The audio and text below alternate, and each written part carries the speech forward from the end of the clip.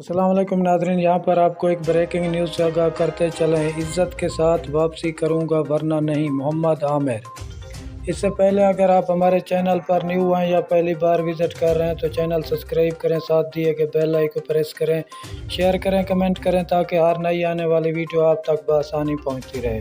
तो नाज़रीन चलते हैं वीडियो की तरफ।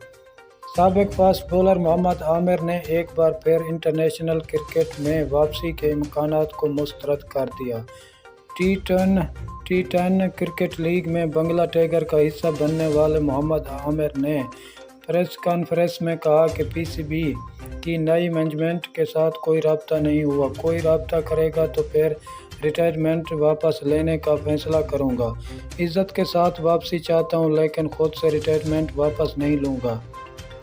मोहम्मद आमिर का कहना था कि बोर्ड में तब्दीली के बाद अपना जहन नहीं बदल रहा, खुद वापसी का ऐलान नहीं करना चाहता हूँ। क्रिकेट बोर्ड हुकाम खुद कहें तो इसको नहीं खिलाना। फ़िलहाल फैमिली के साथ वक्त गुजार कर ज़िंदगी का भरपूर लुत्फ़ उठा रहा हूँ और एक लीग क्रिकेट खेल कर एंजॉय कर रहा हूँ। शुक्रिया नाज़रीन हमारी वीडियो देखने का।